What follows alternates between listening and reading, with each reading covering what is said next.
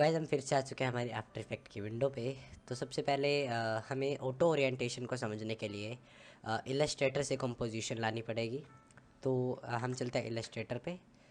यहाँ पे मैं 1920 बाई 1080 पिक्सल का एक आर्ट बोर्ड बना रहा हूँ।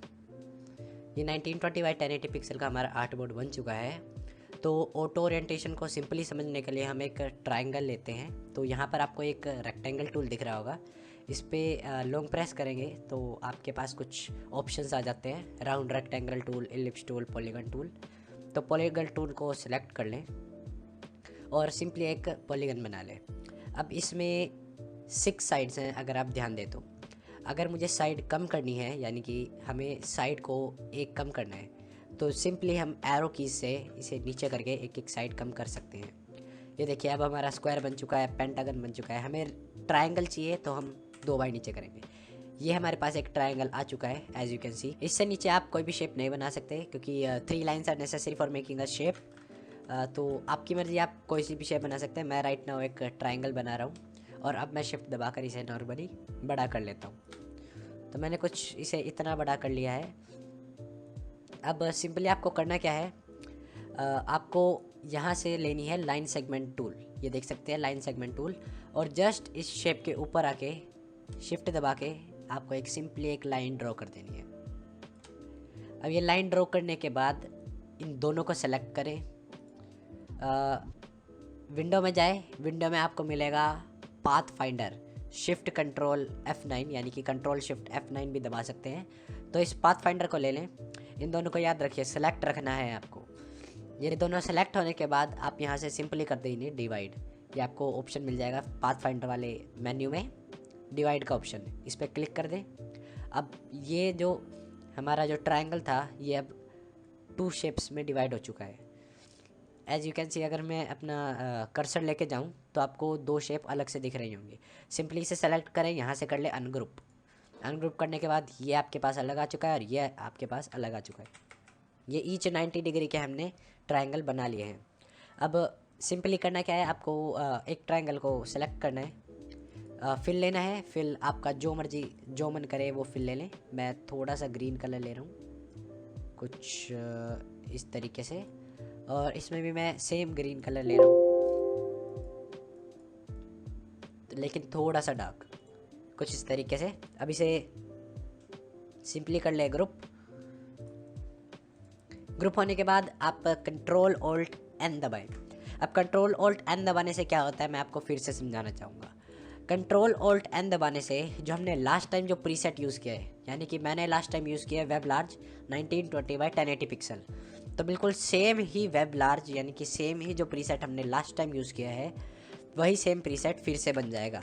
एज यू कैन सी ये फिर से 1920 बाई 1080 पिक्सल की एक शीट बन चुकी है, एक आर्ट बोर्ड बन चुका है। तो ये कुछ शॉर्टकट होते हैं जो आपको याद रखने की बहुत नेसेसरी होती है। अब आगे आपको क्या करना है, हम सिंपल से एक बारी फिर से इस टूल बार पे जा रहे हैं, इस पॉलीगन टूल वाले पे जा रहे हैं और यहाँ से हम ले रहे हैं इलिप्स टूल। अब याद रखिए, हम एक बारी आफ्टर इफेक्ट पे चलते हैं। आफ्टर इफेक्ट में हम कंपोजिशन बनाते हैं 1920 बाई 1080 पिक्सल की, और हमने इलस्ट्रेटर में भी बनाया है सेम 1920 बाई 1080 पिक्सल की एक आर्ट बोर्ड। तो जो भी हम काम यहाँ पर करेंगे इस आर्ट बोर्ड पे करेंगे, बिल्कुल सेम काम हमारे आफ्टर इफेक्ट की विंडो पे भी होगा। ये एक बेसिक रूल है हमारे अडोब के सॉफ्टवेयर्स में। तो अगर मैं यहाँ पे इतना छोटा सा अगर एक सर्कल बना रहा हूँ तो हमारे आफ्टर इफेक्ट में भी 1920 बाई 1080 पिक्सल की एक कंपोजिशन में इतना सा ही सर्कल आएगा जितना हमने यहाँ पे बनाया है। तो अभी के लिए मैं थोड़ा सा बड़ा सा सर्कल बना रहा हूँ, शिफ्ट दबाकर कुछ इस तरीके से। इतना बड़ा मैं इसे बना रहा हूँ और इसे सेंट्रलाइज कर रहा हूँ कुछ इस तरीके से। अब हमारे पास एक सर्कल आ चुका है और एक ट्रायंगल जो हमने ग्रुप कर रखा है। सिंपली अब आपको क्या करना है, हमारे पास ये है और ये है। तो अब चलते हैं आफ्टर इफेक्ट में। आफ्टर इफेक्ट में आए, एक नई कंपोजिशन बना ले, वही 1920 बाई 1080 पिक्सल। मैं 10 सेकंड की रख रहा हूँ और थोड़ा सा मैं इसमें कलर, बैकग्राउंड कलर थोड़ा सा येलोइश देना चाहूँगा, नहीं yellowish, orange, that's okay. Orange colour मैं देना चाहूँगा। इसे मैं थोड़ा सा छोटा कर लूँ ताकि फ्रेम्स ना दिखे, फ्रेम्स में थोड़ी सी प्रॉब्लम आ सकती है। कुछ इस तरीके से मैंने अभी इसे कर लिया है। तो मैंने एक कंपोजिशन बना लिया है सिंपल सी। तो मैं फिर से इलस्ट्रेटर पे जाता हूँ और इस वाले ट्रायंगल को मैं करना चाहता हूँ एक्सपोर्ट, यानी कि मैं इस वाले ट्रायंगल को अपने आफ्टर इफेक्ट की विंडो में लाना चाहता हूँ। तो सिंपल सा काम है, मैं ये तो नहीं करूँगा कि मैं पूरी की पूरी कंपोजिशन को लेके जाऊँगा। तो आपको करना क्या है, इसे ये जो ट्रायंगल है इसके ऊपर आपको चलाना है आर्ट बोर्ड टूल।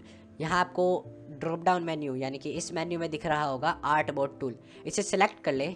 और इलस्ट्रेटर की एक बहुत खास बात है, अगर आपको कोई भी ऑब्जेक्ट पे डबल क्लिक करें, यानी कि आप इस ऑब्जेक्ट पर डबल क्लिक करें, तो जो आपका जो कंपोजिशन है वो उतनी ही बन जाएगी।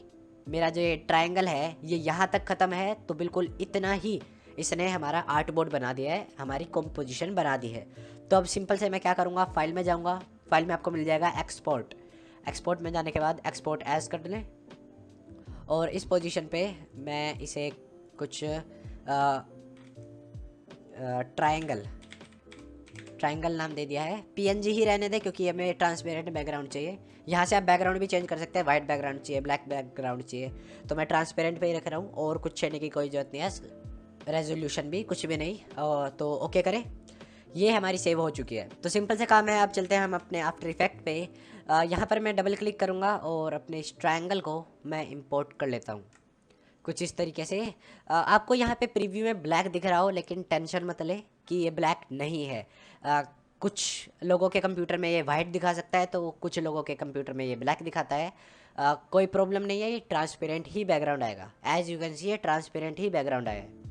तो इसे इतना का इतना ही रहने दे, या फिर आपका मन करे तो इसके स्केल को थोड़ा सा छोटा कर दें। मैं इतना ही रख रहा हूँ कुछ इस तरीके से।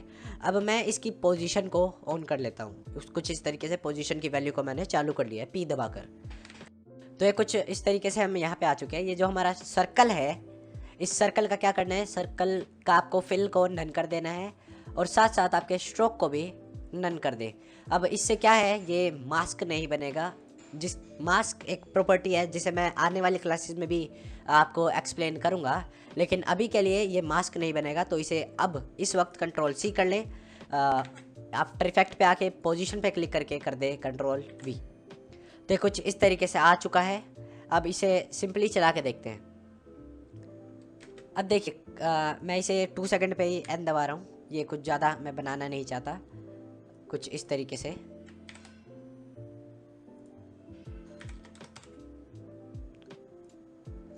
मैंने इसे 2 सेकंड का कर लिया है। तो अब बेसिकली आपको करना क्या है, पोजीशन की वैल्यू पे आप देखें तो ये 4 की फ्रेम्स आ चुके हैं, 1 2 3 4। इसके अलावा आप देखें तो ये एक अजीब सी एनिमेशन है।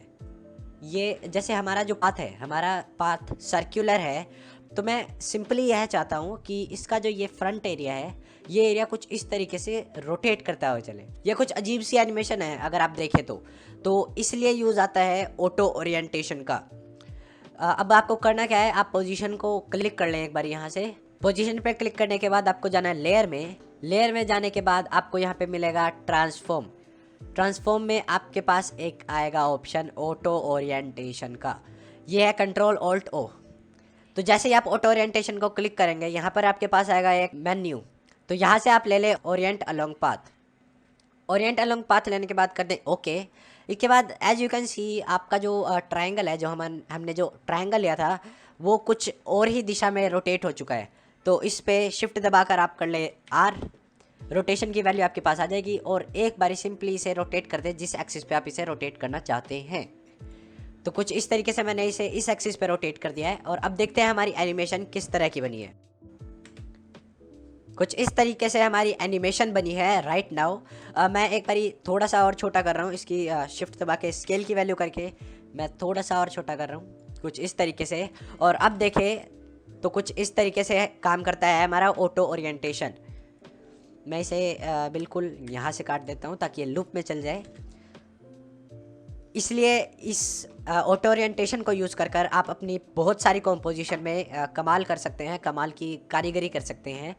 ऑटो ओरिएंटेशन का आगे आने वाले लेवल्स में भी बहुत काम पड़ता है, इसलिए मैंने सोचा कि ऑटो ओरिएंटेशन पे एक अलग से क्लास लगानी चाहिए। तो होप करता हूँ आपको ये क्लास अच्छी लगी हो। अगर अच्छी लगी हो तो इसे लाइक करें, चैनल पे नए हैं तो चैनल को सब्सक्राइब करें और मैं मिलता हूँ आपको अगली वीडियो में। तब तक के लिए थैंक्स फॉर वॉचिंग।